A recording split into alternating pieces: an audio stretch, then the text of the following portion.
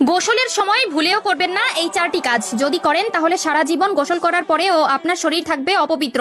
আপনার করা নামাজ, রোজা, তাসবিহ, তাহলিল, এমনকি আল্লাহর দরবারে করা কোনো ধরনের দোয়াই কবুল হবে না। বিশেষ করে যখন আপনার উপর গোসলটি ফরজ হবে, তখন তো কোনোভাবেই এই কাজগুলো করা যাবে না। কেননা গোসল যদি পবিত্রভাবে না হয়, তবে একটানা 70 বছর আপনি নামাজ পড়লেও সেই নামাজের মধ্যে এক ওয়াক্ত নামাজের ফজিলতও আপনি পাবেন না, এমনকি আল্লাহর দরবারেও তা কবুল হবে না। বিশ্বনবী সাল্লাল্লাহু আলাইহি ওয়াসাল্লাম বলে গেছেন, গোসলের সময় মারাত্মক কিছু ভুল করার কারণে ব্যক্তির করা আজীবনের নামাজ আল্লাহর দরবারে কবুল হয় না। তবে ভুলগুলো মারাত্মক হলেও দেখতে দেখায় সামান্য, তাই নিজেকে একজন মুসলিম মনে করলে এই ভুলগুলো কখনোই করবেন না। কেননা গোসল আমাদের পবিত্রতার একটি অংশ এবং ইসলাম ধর্মের যে কোনো কাজ করতে হলে পবিত্রতা আবশ্যক। কি সেই চারটি ভুল জানতে হলে না টেনে দেখতে থাকুন সম্পূর্ণ ভিডিওটি এবং ভিডিওটি ছড়িয়ে দিন আপনার সকল মুসলিম ভাই ও বোনদের মধ্যে, যাতে করে তারাও এই ভুলগুলো থেকে নিজেকে শুধরে নিতে পারে, যাতে তারাও জীবনের গুনাহ থেকে বাঁচতে পারে। প্রিয় দর্শক,